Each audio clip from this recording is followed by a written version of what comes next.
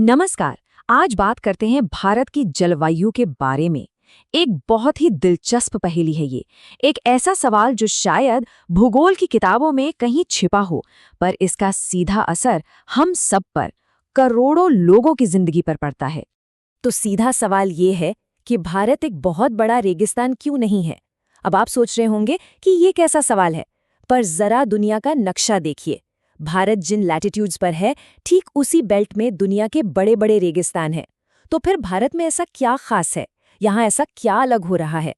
ये जो कन्फ्यूजन है ना, वो इस एक लाइन में बिल्कुल साफ हो जाता है। देखिए, भारत जिस जगह पर है वहाँ आमतौर पर उत्तर पूर्वी हवाएं चलती हैं।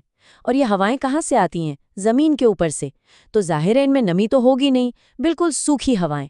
और इन हवाओं के हिसाब से तो सच में भारत को एक सूखा बंजर इलाका होना चाहिए था, पर ऐसा है नहीं, है ना? तो चलिए इसी रहस्य की तह तक चलते हैं। अच्छा, तो इस पहेली को सुलझाने के लिए ना हमें कुछ ग्रेट क्लाइमेट कंट्रोल्स को समझना होगा।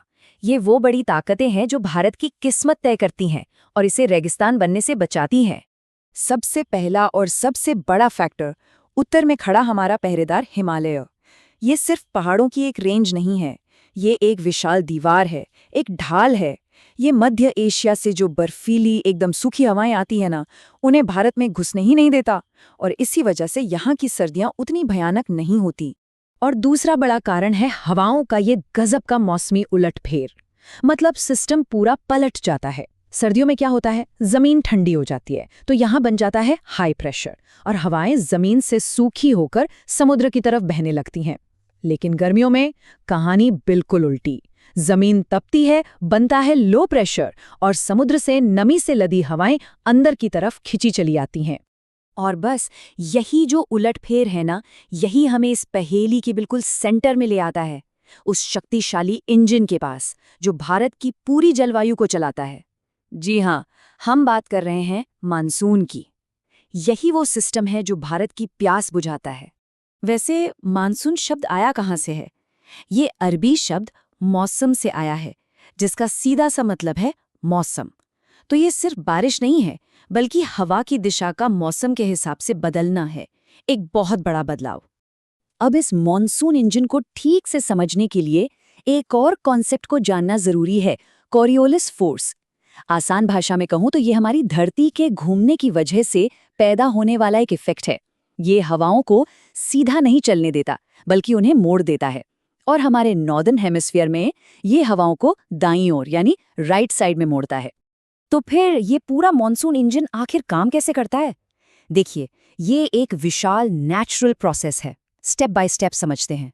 सबसे पहले गर्मियों में भारत की जमीन बुरी तरह तपती है और यहाँ एक लो प्रेशर जोन बन जाता है, जैसे कोई वैक्यूम क्लीनर। उसी समय नीचे ठंडा हिंद महासागर है, जहाँ हाई प्रेशर बना हुआ है।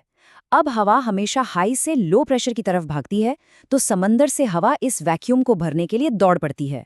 जैसे ही ये हवाएं इक्वेटर पार करती हैं, कोरियोलिस फोर्स अपना जादू दिखाता है और उन्हें दाईं ओर मोड़ देता है। और बस यही बन जाता है हमारा साउथ वेस्ट मॉनसून, जो अपने साथ समंदर से ढेर सारी नमी लेकर भारत पहुंचता है। तो अब ये तो समझ आ गया कि इंजन कैसे काम करता है। चलिए अब जरा ये देखते हैं कि ये शक्तिशाली इंजन पूरे साल भारत में अलग अलग मौसमों का खेल कैसे खेलता है। यहाँ देखिए, ये है मॉनसून की शानदार यात्रा। जून की शुरुआत में ये भारत के दक्षिणी छोर पर दस्तक देता है और फिर धीरे धीरे शहर दर शहर आगे बढ़ते हुए करीब 15 जुलाई आते आते ये पूरे देश को कवर कर लेता है ना कमाल का सफर। और अगर मॉनसून की असली ताकत देखनी है तो बस इस जबरदस्त कॉन्ट्रास्ट को देखिए।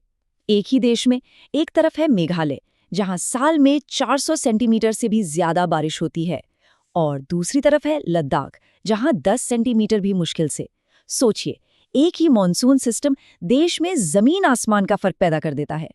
और तो और मानसून के आते ही सीजन की शुरुआत में ही वेस्टर्न घाट्स की जो हवा वाली साइड है, वहां 250 सेंटीमीटर से भी ज्यादा की मूसलाधार बारिश हो जाती है। ये इस इंजन की प्योर पावर को दिखाता है। फिर कहानी पलटती है। सूरज दक्षिण की ओर खिसकने लगता है, जमीन ठंडी होने लगती है और वो जो लो प्रेशर का वैक्यूम था वो कमजोर पड़ जाता है। और फिर शुरू होती है मानसून की वापसी, जिसे हम कहते हैं रीट्रीटिंग मानसून। ये नक्शा आपको दिखा रहा है कि कैसे सितंबर से लेकर दिसंबर तक मानसून धीरे धीरे पूरे देश से विदा ले लेता है। अच्छा, मानसून के जाने और सर्दियों के आने के बीच का जो ये ट्रांजिशन का टाइम है ना, ये बड़ा अजीब होता है।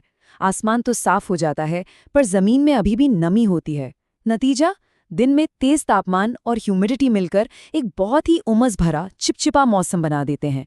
इसे हम आमतौर पर अक्टूबर हीट के नाम से जानते हैं। तो अब तक हमने ये तो समझ लिया कि मानसून एक क्लाइमेट फिनोमिनन के तौर पर कैसे काम करता है, पर बात सिर्फ इतनी नहीं है। ये सिर्फ मौसम की एक घटना नहीं है, ये उससे कई बढ़कर है। ये एक ऐसा धागा है, एक ऐसा बंधन है जो पूरे देश को एक साथ जोड़ता है। ये सिर्फ बारिश नहीं है, ये भारत की जीवन की लय है। सोचिए, हमारी सारी खेती बाड़ी इसी के पानी पर निर्भर है। पूरा का पूरा एग्रीकल्चरल कैलेंडर मॉनसून के हिसाब से चलता है। हमारे तीज त्योहार, हमारी संस्कृति, सब कुछ इसी के आने जाने से जुड़ा है। उत्तर से लेकर दक्षिण तक और पूरब से लेकर पश्चिम तक हर साल करोड़ों लोग आसमान की ओर देखते हैं, बेसब्री से इसके आने का इंतजार करते हैं। ये सच में एक यूनिफाइंग फोर्स है। लेकिन एक बात और है, मॉनसून जितना ज़रूरी है उतना ही अनप्रिडिक्टेबल भी है। और आज के समय में जब क्लाइमेट चेंज हो रहा है तो ये सवाल और भी बड़ा हो जाता है। क्या ये जो यूनिफाइंग बॉन्ड है, जो पूरे देश को जोड़ता है, ये भविष्य में भी इतना ही मजबूत रहेगा, या फिर इसकी बढ़ती अनिश्चितता हमारे लिए नई और बड़ी चुनौतियां खड़ी करेगी? ये एक ऐसा सवाल है जिस पर हम सबको सोचने की ज़रूरत है।